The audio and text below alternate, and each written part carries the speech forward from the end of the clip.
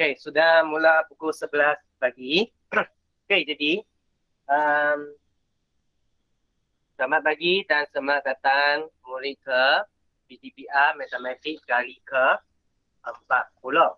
Okey, jadi seperti apa yang cikgu telah katakan tadi, kita akan sambung subtopik yang ini, iaitu proses pengumpulan, pengorganisasian dan penwakilan data serta tafsiran penwakilan data. Okey, jadi hari ini kita akan belajar tentang macam mana kita membina penwakilan data. Seperti apa yang kau lihat dekat sini, okey, apa yang kita akan belajar hari ini adalah membina penwakilan data bagi data tak terkumpul dan menjustifikasikan kesesuaian suatu perwakilan data. Mana yang satu sesuai. Di sini hari ini kita akan belajar ada 5. Okay, jadi daripada 5 ini, mana satu sesuai untuk mewakili data yang mana satu. Kita akan belajar dengan lebih detail nanti. Okay. Kita lihat di sini, data yang ditunjukkan dalam jadual juga dapat dipaparkan dalam pelbagai bentuk grafik supaya mudah dibaca dan difahami. Kesesuaian suatu perwakilan data bergantung kepada jenis data yang dikumpulkan dan tujuan maklumat yang diperlukan. Data boleh diwakili dengan carta palan, carta pie, graf garis, plot titik dan plot balan dan daun. Jadi kita boleh nampak sinilah, ini pertama, kedua, ketiga, keempat dan kelima. Ada 5 jenis. Okey, kita lihat yang pertama, carta palan. Carta palan ialah perwakilan data yang menggunakan palang untuk mewakili data. Carta palan sesuai digunakan untuk membuat perbandingan antara kategori. Jadi kita lihat. Contoh 3 ini. Jadual kekerapan berikut merupakan aktiviti masa 8 bagi murid tingkatan 1 bakti. Bina satu carta palang untuk mewakili data tersebut dan memberikan justifikasi kepada kesesuaian perwakilan data ini. Ini adalah data yang diberikan. Jadi langkah-langkah untuk membina carta palang. Mula-mula kita kena melukis garis mengufut. Macam inilah garis mengufut dan mencancan. Ini adalah mencancan. Ini adalah mengufut. Pilih salah satu pasti untuk menandakan skala yang sesuai dan labelkan pasti itu dengan bilangan murid. Jadi di sini kita boleh nampak ada 2 cara. Satu adalah dia guna sini untuk bilangan murid, satu lagi dia guna yang mengufut untuk menjadi bilangan murid. Labelkan pasti yang lain itu dengan jenis aktiviti. Satu lagi guna aktiviti lah macam ni. Dan lukis palang yang tingginya sepadan dengan kekerapan data. Ini adalah kekerapan data. Dan tuliskan tajuk carta palang itu. Dia mesti ada tajuk supaya kita lihat sahaja carta palang ni, kita terus tahu apa yang diwakili oleh dia dan apa maksudnya. Macam di sini kita tahu, membaca ada 8 orang, menonton televisyen ada 9 orang, melayari internet ada 7 orang, bersenaman ada 6 orang, dan mendengar lagu ada 4 orang. Jadi ini adalah cara kita untuk membaca. Kalau kita lihat, kalau dia baring macam ni, sebenarnya pun sangat senang untuk membaca. Jadi ingat, setiap kali benda ini adalah tengok kepada kesesuaian. Kesesuaian macam mana? Sama ada kita mudah membaca. Sama ada kita mudah membaca data ataupun tidak. Bagi murid yang baru masuk, cikgu sekarang dekat muka surat 269. 269 dalam teks. Jadi kita lihat. Justifikasinya dekat sini dia kata, carta palang ini sesuai digunakan untuk membandingkan bilangan murid bagi aktiviti masa 8 yang berbeza. Jadi ini adalah satu lagi tips. Okay, apabila mewakilkan data dengan carta palang, lebar setiap palang mesti seragam. Ruang di antara dua palang itu pun mesti seragam macam ni.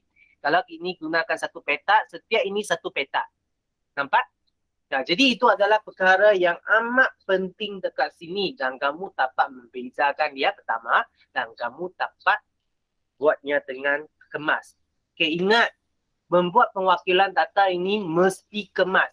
Kemasan adalah nombor satu dalam sini. Jadi setiap kali bila kamu buat itu, ingat tentang kekemasan. Itu adalah perkara yang amat penting. Itu adalah perkara yang amat penting. Okay. Jadi kita lihat lagi kepada contoh 4. Jadual berikut menunjukkan markah yang diperolehi oleh sekumpulan murid dalam kuis sains dan matematik bina satu carta palang untuk mewakili dua set data tersebut. Jadi ini adalah satu set data. Tapi yang sekarang ini adalah dua set data. Jadi macam mana dia mewakili kan? Okay, ini adalah cara dia. Okay, nampak?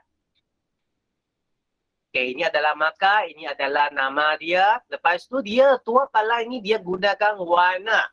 Dia boleh gunakan warna untuk mewakilikan ataupun menggunakan garis. Okay? Untuk mewakilikan dia. Okay, jadi di sini kita boleh nampak, di sini dia gunakan warna untuk mewakilkan dia. Dia menggunakan warna. Jadi di sini warna dia kita boleh nampak yang warna orange ni adalah kuis sains dan warna pink ini adalah kuis matematik. Dan kalau kamu lihat dekat sini, setiap selang ni pun satu petak dan setiap palang ni satu petak. Jadi itu baru adalah satu carta palang yang betul dan jelas. Okay? Okay.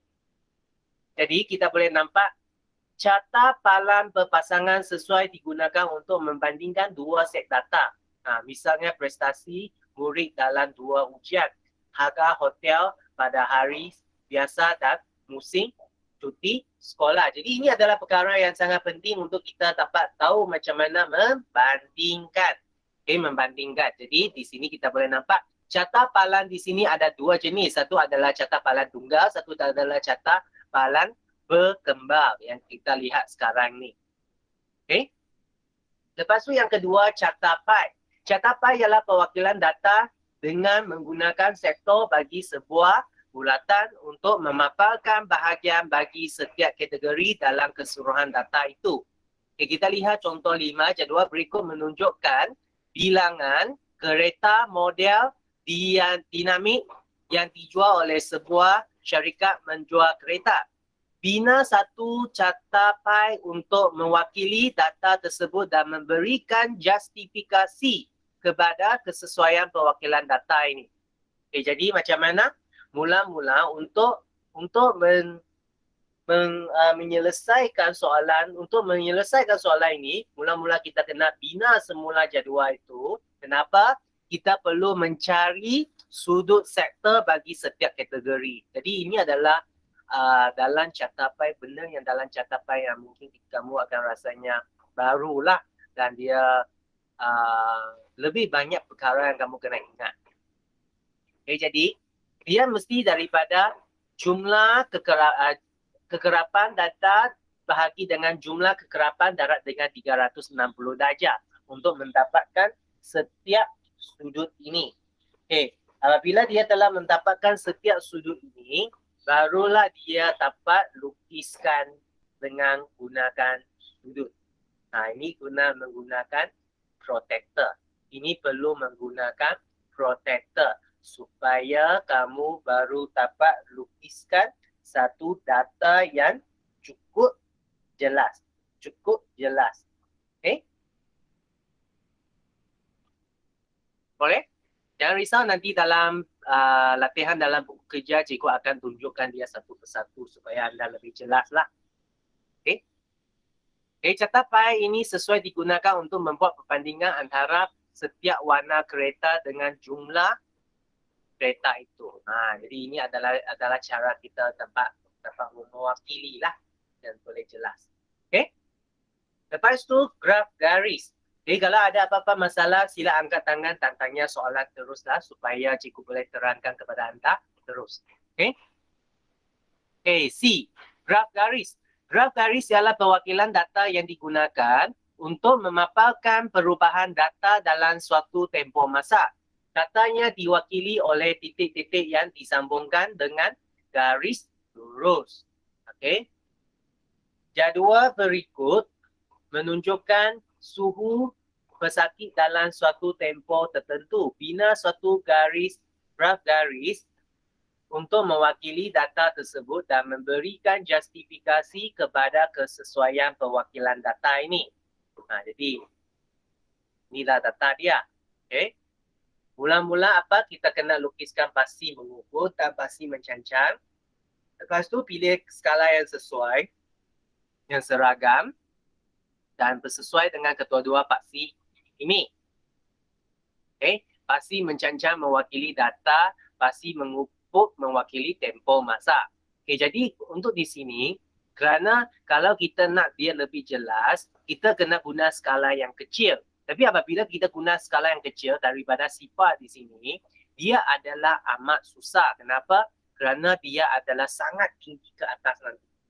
Okay? Jadi di sini kalau kamu nampak dia adalah satu zigzag garis macam zigzag ini, dia macam apa? Dia macam memampakkan supaya dia daripada sifar terusnya adalah pergi kepada 37.4. Okay, lepas tu kamu lihat di sini setiap selang ini adalah 0.2. Jadi ini adalah supaya lebih jelas kita boleh nampak graf ini. Okay? Kalau selang ni tak cukup kecil, nanti kita nampak satu garis lurus saja. Jadi dia tidak memberikan kita satu gambaran yang jelas. Dia tidak dapat memberikan kita satu gambaran yang jelas. Okay, dan kita boleh nampak di sini waktu dia jam 1 pagi, 2, 3, 4 dan setiap selang ini adalah sama besar. Dan setiap selang ni 1 jam. 1 jam. Macam setiap selang ni adalah 0.2 darjah Celsius. Okay? Boleh? Graf garis ni sesuai digunakan untuk memaparkan perubahan suhu pesakit itu dalam tempoh masa 10 jam. Okay, dan tambahan lagi, cikgu boleh ingatkan kamu, untuk hari ini, kita sebenarnya tak semestinya gunakan zigzag ini. Okay? Kenapa? Nanti bila kamu belajar sampai tingkatan 2, tingkatan 3, kamu akan lebih faham. Kenapa? Kerana hari ini kebanyakan graf kita ini adalah menggunakan komputer. Bila gunakan komputer, dia boleh dragkan dia terus. Bukan macam kertas graf. Kalau dulu kan dia kena, macam dia kena lipat ke bawah, baru dia nampak data itu. That's why kenapa ini kamu nampak macam zigzag, dia macam lipat lah. Dia macam lipat. Okay? Okay, lepas tu D. Plot titik. Plot titik menunjukkan laporan data di atas garis nombor. Data mungkin berkelompok pada nilai tertentu atau bertabur secara seragam di atas garis nombor. Plot titik boleh membantu kita melihat corak data, membuat inference dan keputusan. Plot titik juga dapat mengesan pemerhatian yang ganjil, iaitu nilai ekstrim dalam data. Jika terdapat nilai ekstrim dalam data, kita perlu menyiasat lebih lanjut untuk mengetahui punca pemerhatian yang ganjil itu. Apa itu nilai ekstrim? Okay, nilai ekstrim dalam data ini sebenarnya dia adalah maksudnya tiba-tiba ada satu data itu dia melampau lebih. Dia terlalu banyak. Misal katanya ataupun dia ada satu data yang dia nampaknya lain daripada yang lain. Misal katanya, cikgu bagi satu contoh. Dalam kelas anda, semua rambut berwarna hitam kan? Kalau ada pun kelabu sikit kan? Tapi kalau tiba-tiba ada seorang kawan kamu adalah warna rambutnya adalah berwarna kuning. Nah, itu adalah satu yang kita boleh katakan dia adalah ekstrim. Dia lain daripada yang lain. Dan biasanya kita akan katanya dia tidak normal lah. Kita tidak normal. Tapi bukan cikgu katakan kalau ada seorang murid yang berwarna rambut kuning tu tak normal lah. adalah dalam keadaan kita ini, dia bukan sesuatu perkara yang sepatutnya wujud dalam sini. Dia adalah satu benda yang mungkin orang yang dia datang daripada luar, mungkin dari luar negara. So that's why warna rambutnya memang berlainan. So that's why kita boleh nampak dia bukan orang tempatan. Itu adalah satu contoh. Kita lihat contoh 7. Masa rawatan gigi dalam minit yang diberikan oleh 14 pesakit oleh seorang doktor gigi adalah seperti yang ditunjukkan di bawah. Wakilkan data itu dengan plot titik dan berikan justifikasi kepada kesesuaian perwakilan data ini. Jadi ini adalah dialah. Lukis satu garis nombor mengufut, ini mengufut. Dan meliputi jumlah data yang diberi. 17, 18. Plotkan setiap termi satu titik yang sepadan dengan nilai nombor itu. Ini jarak yang mesti sama jugalah. Sama juga. Jadi di sini kita boleh nampak tiba-tiba ada 17. Ini adalah data ekstrim lah. Plot titik ini sesuai digunakan untuk memaparkan masa rawatan gigi yang bertaruh orang antara 17 minit hingga 25 minit. Jadi daripada sini kita boleh nampak biasanya adalah lebih 20 minit kurang 25 minit. Tapi tiba-tiba ada satu orang 17 minit. Macam masa kamu mandi. Kalau kamu selalunya kamu mandi sangat cepat. 3 minit sudah siap. Tapi tiba-tiba satu hari kamu masuk ke bilik mandi sampai setengah jam pun belum keluar.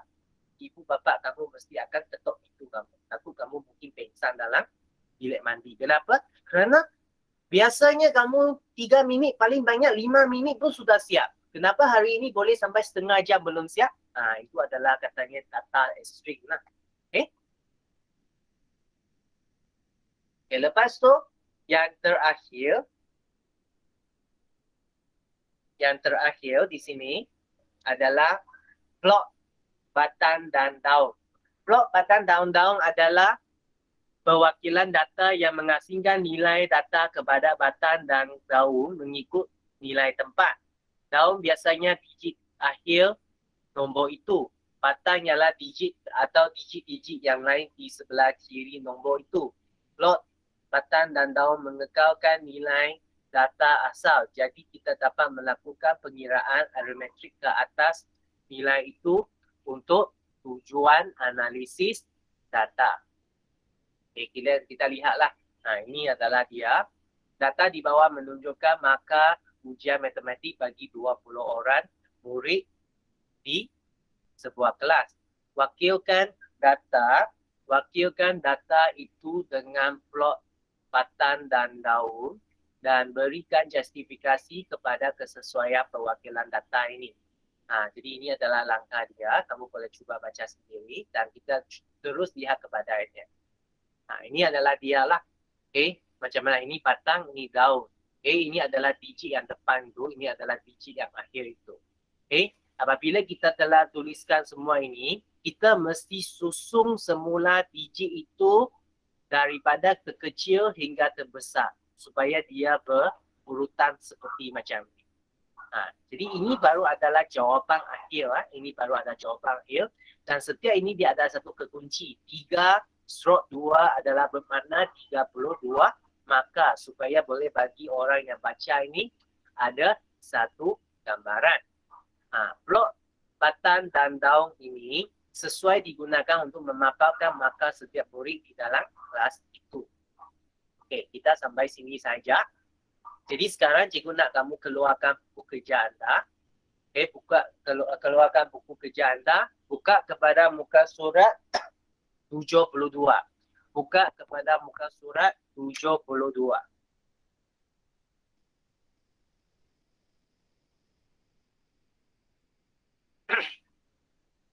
Kita akan gunakan sikit masa untuk belajar. Muka surat 72. Ada masalah?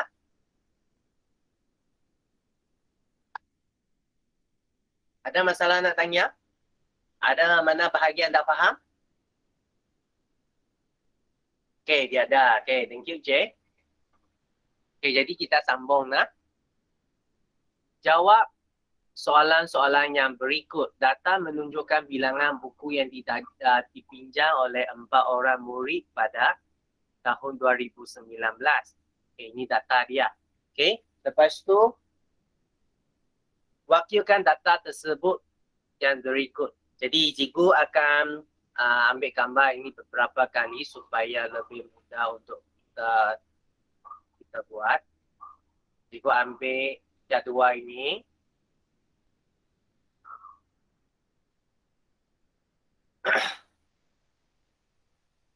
Okay. Lepas tu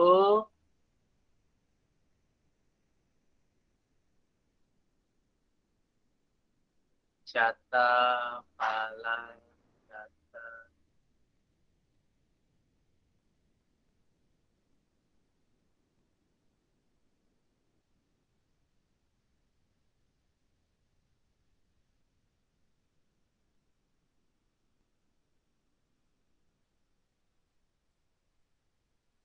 Okay.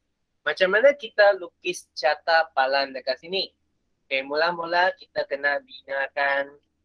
Kita kena binakan. Okay.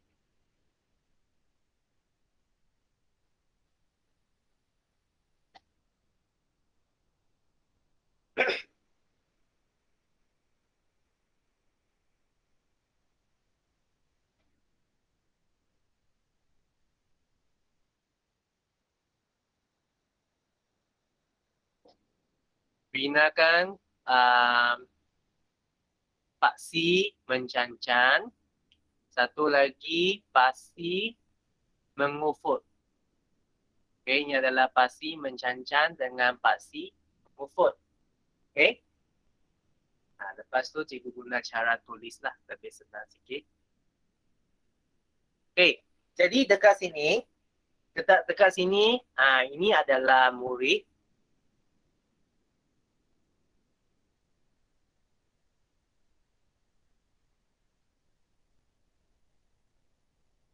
Ini adalah murid. Okay, lepas tu, okay, jadi sekarang kita kena tentukan, kita nak gunakan palang ni adalah 1 ke 2. Kalau kita 2, kita lihat. Ini 1, kalau palang 2 ini, kena 2, 2, 2, 1, 2, 3, 4, 5, 6, 7, 8, 16. Cukup tak? 1, 2, 3, 4, 5, 6. Tak cukup. Okay, jadi kita kena jimatlah tempat. Okay, jadi dekat sini, saya tulis dengan cara macam ni. Okay, Ali.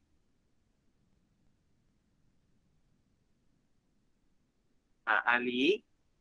Ini adalah Hafida.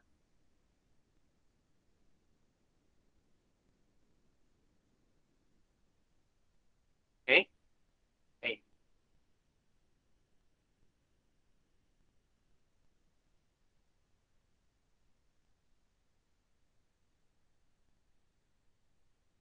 Ini Rafida. Lepas tu, ini adalah Seng Heng.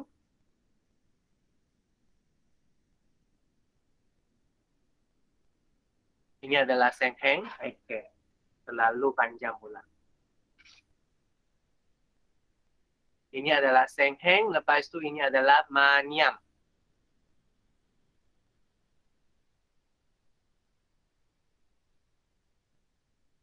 Okay, ini adalah Maniam. Okay, lepas tu di sini, ini adalah 5. Ini adalah 10. 15. 20. 25. Tak cukup. Jadi ini adalah bilangan buku.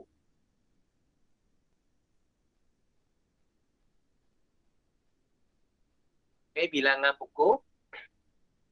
Okay, lepas tu kita akan lukis palang dia. Okay, kita akan lukis palang dia.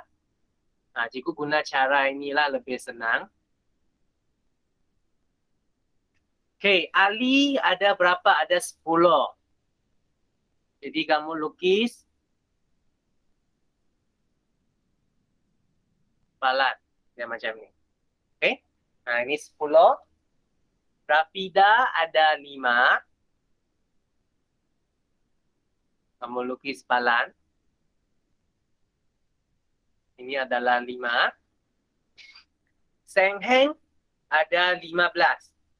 Jadi kamu lukis balan dia 15. Gunakan petak-petak yang sedia ada dalam buku kerja kamu untuk lukis supaya lebih senang. Tak payah kamu ukur semula. Okay. Lepas tu Maniam adalah 20. Okay, kamu lukis 20. Okay, jadi selesai. Ini dia saja. Okay, kamu cuba buat. Cikgu tunggu kamu.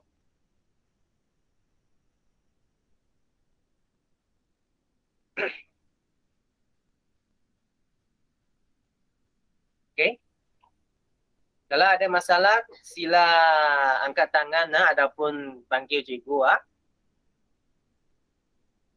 Okay, lepas tu untuk graf garis ni juga sama. Cikgu akan sorry. Dari sini lah. Dari sini.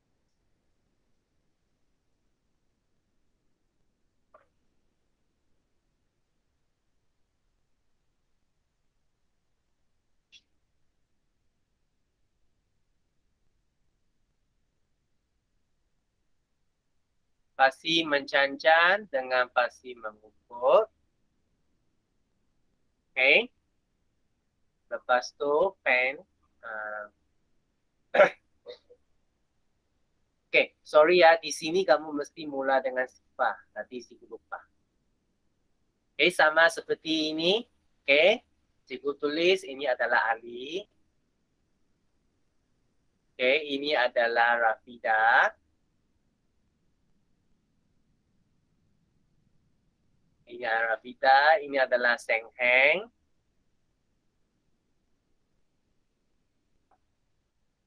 Ini adalah Seng Heng.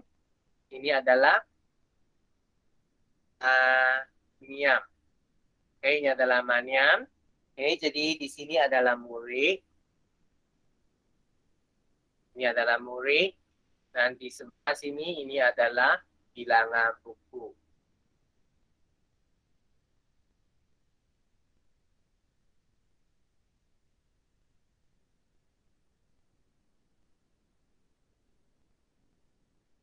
Okay. Oleh kerana dia di sini mengizinkan cikgu tulis sifar 5, 10, 10, 15, 20. Okay. Jadi di sini cikgu plotkan. Okay, Ali ada 10. Saya plotkan dekat sini lah. Rafida ada 5. Plotkan sini. Seng Heng ada 15. Saya plotkan sini. Maniam ada 20. Saya plotkan sini. Okay, lepas tu macam mana? Saya gunakan garis. Saya gunakan garis untuk gariskan dia. Garis. Okay, pembarislah kamu sambungkan dia. Daripada sini sampai sini. Daripada sini sampai sini. Dan daripada sini sampai sini. Okay. Jadi ini adalah graf garis. Ini adalah graf garis. Okay. Boleh? Ada masalah?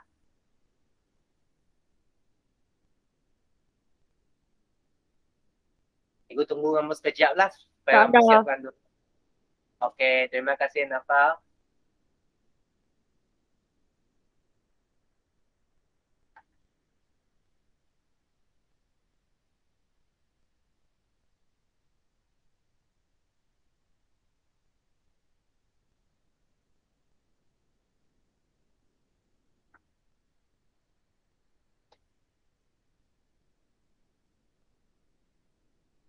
Okey. Cikgu pergi kepada soalan yang seterusnya. Okey. Sebelum tu cikgu ambil data ini juga. Karena dia guna data yang sama.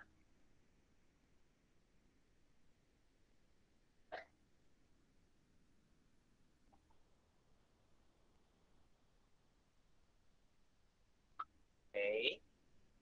Lepas tu catapan.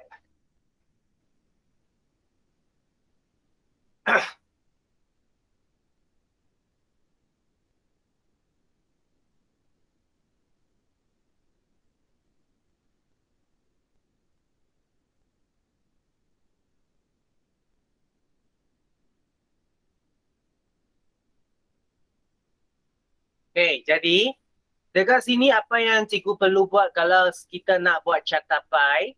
Okey, seperti apa yang kita telah belajar tadi dalam buku teks, kita kena buat satu jadual yang baru.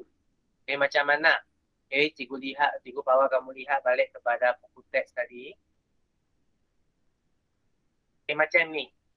Satu jadual yang macam ni. Kamu tak payah buat pecahan bulatan, kamu terus saja dari sini pergi ke sini adalah sudut sektor. Okay, jadi sekarang cikgu akan tunjukkan macam mana kita buat. Okay, macam mana cikgu buat.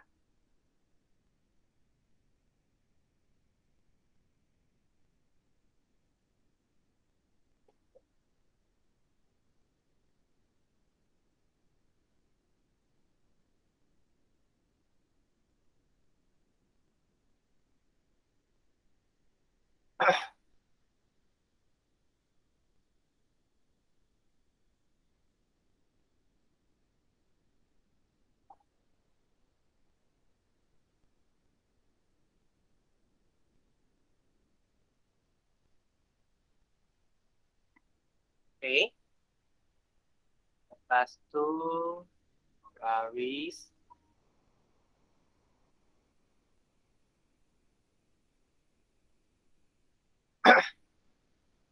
Di sini kita kena buat satu jadual baru supaya lebih mudah untuk kita cari sudut. Okay, supaya kita lebih mudah untuk cari sudut. Okay. Ori. Oh. Tangan.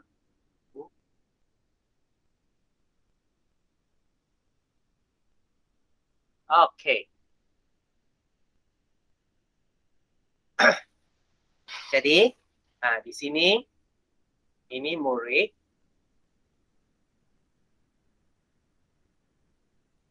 Ini bilangan buku.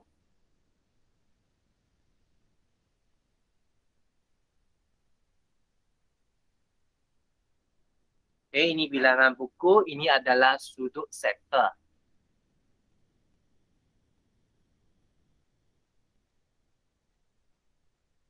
Ini adalah sudut sektor. Okay, sini adalah Ali. Ini adalah Rafida. Ini adalah Seng Heng. Ini adalah Madiam. Okay. 10, 5, 15 dengan 20. Okay, dan kita lupa ni jumlah. Okay, di sini jumlah ada berapa? 10, 15, 30, 50. Okay, 50. Okay, jadi macam mana kita cari sudut dekat sini? 10 per 50 darat dengan 360 darjah. Okay? Jadi kamu kena gunakan kalkulator untuk kira lah. Cikgu keluarkan kalkulator.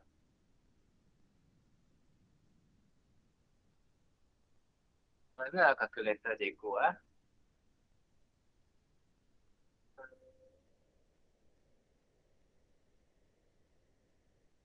di sini. Okay. 10 bahagi dengan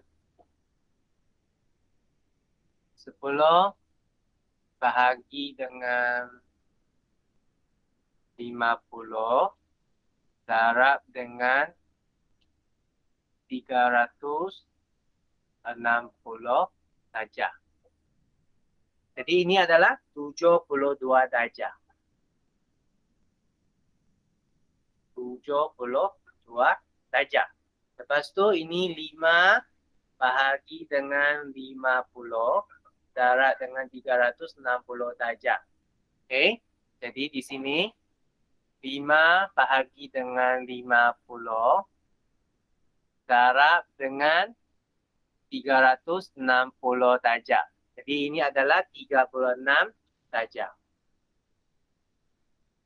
Okey, lepas tu ini 15 5 darab dengan 360. Okey. 15 bahagi 50 darab 360 darjah sama dengan 108 darjah. Okay, lepas tu ini adalah 20 per 50 darab 360 darjah sama dengan 20 bahagi 50 darab dengan 360 darjah. Ini sama dengan 144 darjah. Okay, jadi selesai sini. Lepas tu apa yang kita perlu buat? Okay, kita perlu buat satu bulatan. Guna jangka lukis. Guna jangka lukis untuk buat satu bulatan. Okay, tapi cikgu guna cara yang lebih mudah sikit. Cikgu guna ini terus.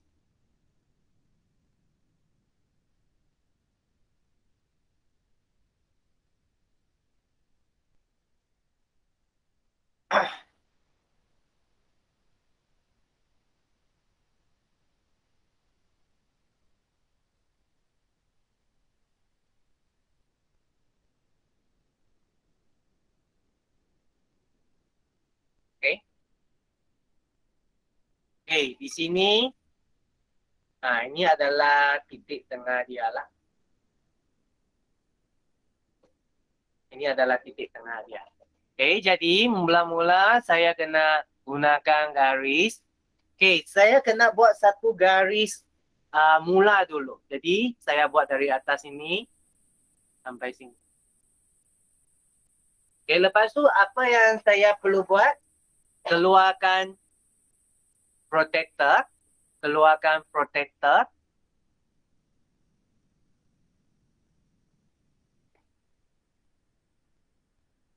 Okay, saya letakkan protector dekat sini.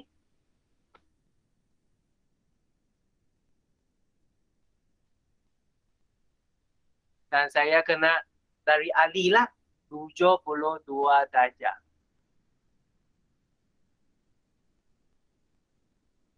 Okay, ini adalah 72 darjah. So macam mana saya plotkan? Saya gunakan pen di sini. Saya plotkan di sini. Sorry ya.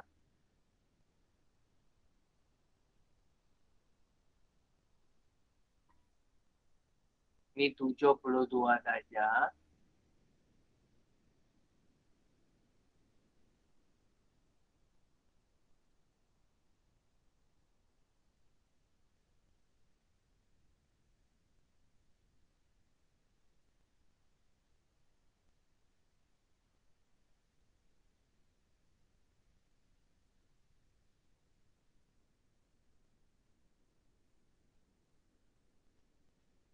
Okay.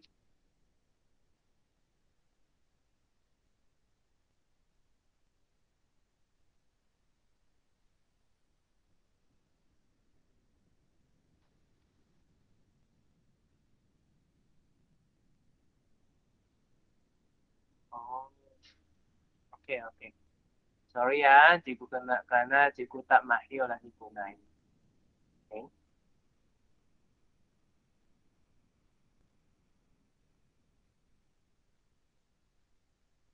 Okay, cikgu buat macam ni dulu. Lepas tu, gunakan pembaris, lukiskan garis tu.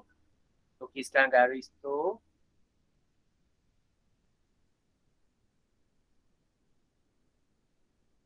Okay, lukiskan garis. Macam ni lah. Okay, jadi ini adalah Ali.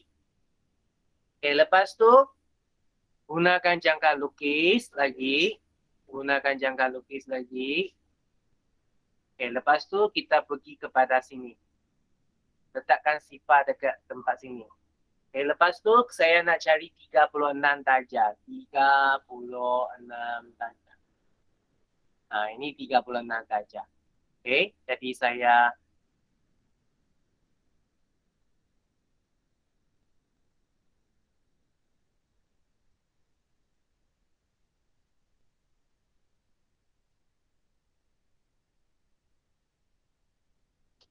mungkin di sini cikgu gunakan ini garis ini teruslah.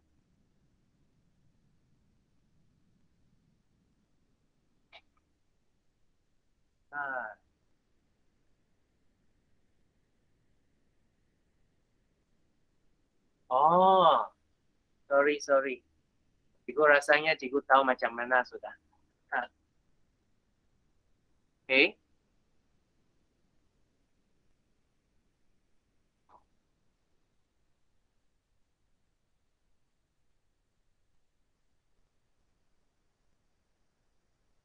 Okay, 36 darjah. Okay, lukiskan dia.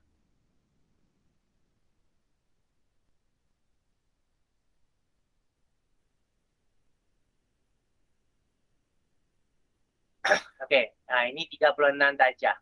Okay. Lepas tu, letak kepada sini lagi, saya nak lukis satu 180 darjah. 108 darjah. Sorry ya, 108 darjah. Okay. Okay, jadi sudah. Jadi, bila saya lukis 108 darjah, ini adalah 144 darjah. Tak perlu lukis apa-apa lagi. Okay, jadi jumlahnya adalah 360 darjah. Jadi ini adalah kamu kena menggunakan jangka lukis, bukan?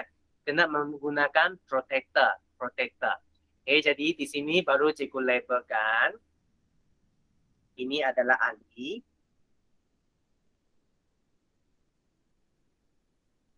Okay, di sini berapa? 72 darjah.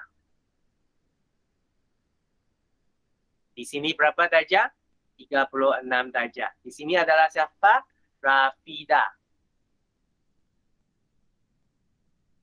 Ini adalah Rafida. Ini adalah berapa darjah? 108 darjah. Ini siapa? Ini adalah Seng Heng. Ini adalah Seng Heng. Okay, ini berapa darjah? Ini adalah 144 darjah. Ini adalah Mariana. Mariana. Boleh? Jangan risau, nanti cikgu juga akan bagi gambar ini ke dalam Telegram dengan WhatsApp supaya kamu masih boleh rujuk lagi. Okay? Kalau tidak ada masalah, cikgu akan pergi kepada soalan yang seterusnya.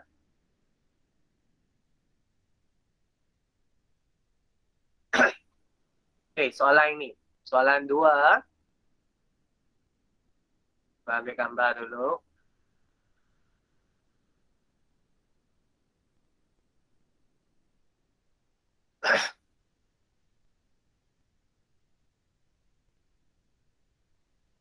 Okay, kita lihat, baca.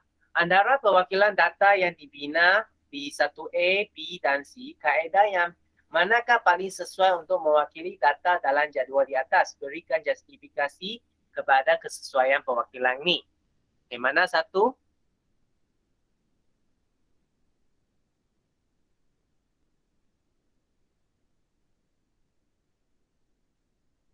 Okay.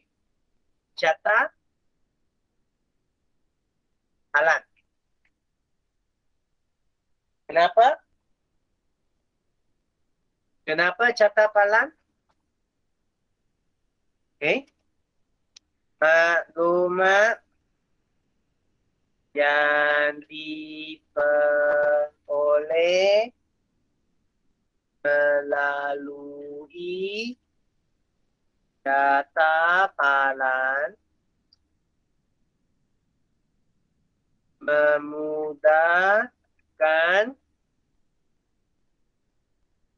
memudahkan untuk membuat perbandingan antara kategori. Kita lebih jelas nampak perbandingan kategori antara 4 orang murid itu. Okey. Palan yang tinggi menunjukkan kekerapan yang tinggi. Nah, ini dia.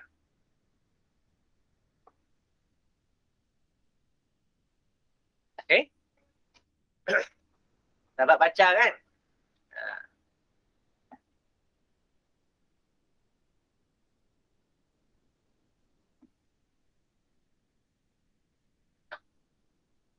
Okey. Okey, thank you, Jay. Okey, jadi cikgu teruskan kepada muka surat yang seterusnya. Okey, kerana panjang juga. Okey, di sini dia kena kita buat apa? Ini kena buat plot titik. Plot titik. Okey, cikgu ambil gambar dahulu.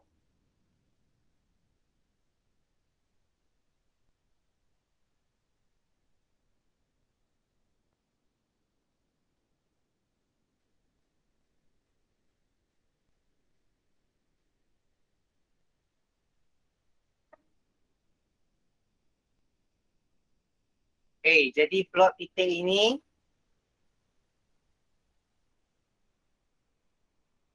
cikgu binakan garis dulu.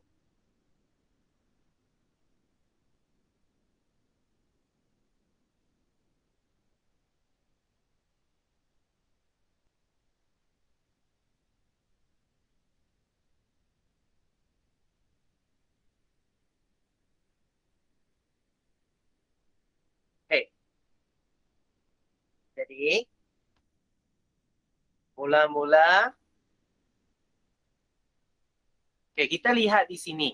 Kita tengok nombor yang paling kecil dekat sini adalah 20. Okey. Nombor yang paling besar dekat sini adalah 50. Jadi saya buatlah satu petak ini mewakili satu. Jadi saya mula dengan 20 dulu. 20, 21, 22, 23, 24, 25, 26, 27, 28, 29, 30, 31, 32, 33, 34, 35, 36, 37, 38, 39, 40,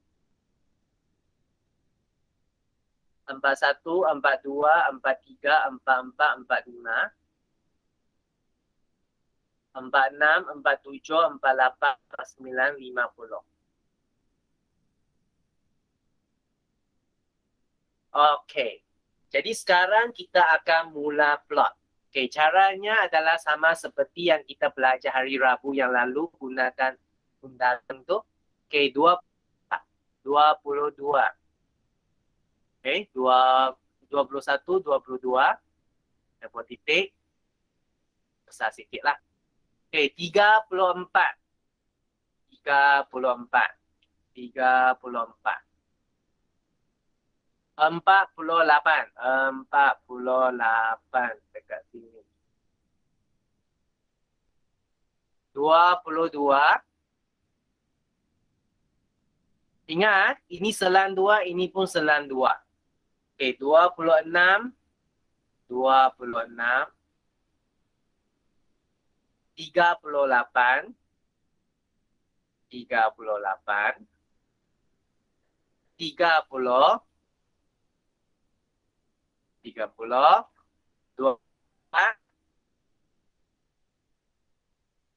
28, 45, 36, 28, 43, 48, 20, 36, 38, 40, 30, 48, 25, 34, 38,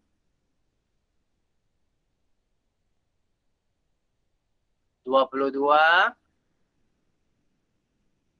26, 32, 40, 50, 28, 45. Okey. Okey, boleh nampak? Ini adalah blok titik. Ini adalah blok titik.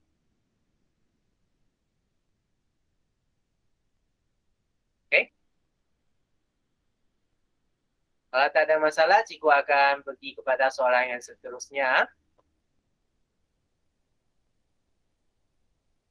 Okey, soalan 2 ini.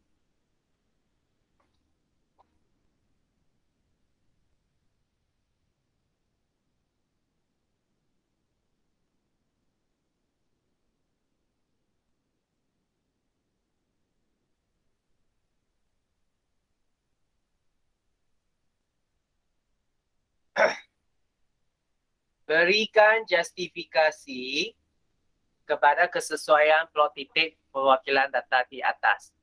Okey, macam mana?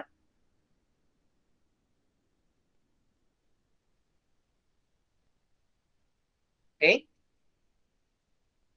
Plot titik memaparkan corak data dan membantu kita membuat inference dan keputusan. Ini adalah jawapan dia. Plot titik memaparkan corak data dan membantu kita membuat inference dan keputusan. Okey?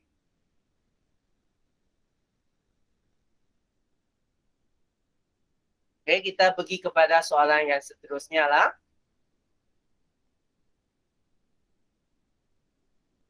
Okey, bina plot patan tanggal tahun. Okey, yang data yang diberi yang berikut. Cikgu terus masukkan soalan 4 ke dalam supaya sekaligus.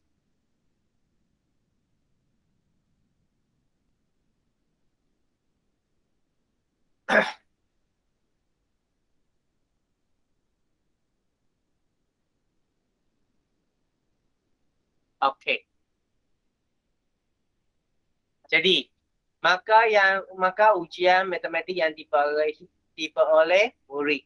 Okay, jadi sekarang kita nak buat satu carta, satu blok batang dan daun. Okay, jadi seperti apa yang cikgu telah beritahu dalam buku teks tadi, okay, mula-mula kita buat satu yang kasar dulu. Kita buat sesuatu yang kasar dulu.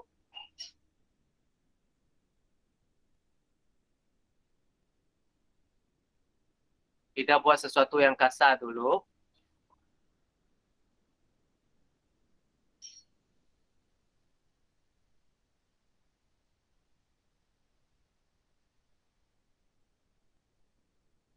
Okay.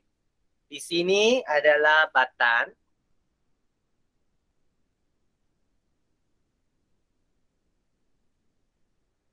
Di sini adalah daun. Okay, ini adalah secara kasar dahulu. Dan kita lihat nilai yang terkecil dekat sini adalah 56. Jadi 5 adalah yang paling kecil. Dan yang paling besar adalah 91. Jadi di depan sini saya mula dengan 5. 6, 7, 8, 9. Okey, macam ni. Lepas tu kita mula. 60, 60. 70, 70. Okey, 56, 56, 91, 64, 64, 73, 82, 72, 84, 66. Sorry, tadi ini adalah 60. Sorry, ini adalah 60, bukan 60.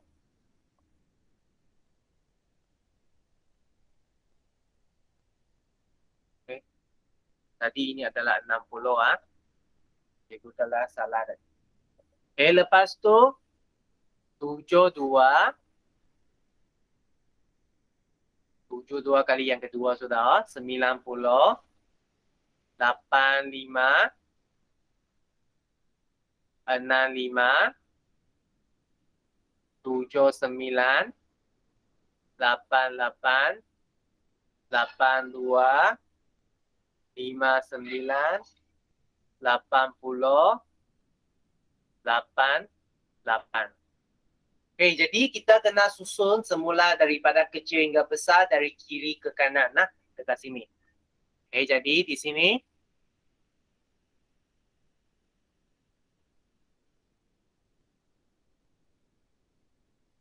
okey, jadi cikgu buat semula dekat sini dengan susunan. Batang, daun. Okey. Jadi ini 5. Ini sifar 6, 9 memang sudah ikut susunan. 6, sifar 4, 5 juga ikut susunan sudah. 7, sifar 2, 2, 3, 9. Ini 8. Mula dengan sifar dulu. Ada 2, 2. Lepas tu 4, 5, 8, 8. Lepas tu 9, sifar dulu 1. Jadi ini adalah dia lah. Ini adalah dia. Okey. Jadi jangan henti dekat sini dulu. Kita kena ada lagi petunjuk. Petunjuk dekat sini adalah kita ambil salah satu lah. 50. 5 stroke sifar bermaksud 50. Jadi kita kena bagi orang nampak ada macam ni. Barulah selesai. Okay, lepas tu berikan justifikasi kepada kesesuaian plot batang daun sebagai perwakilan data. Okay.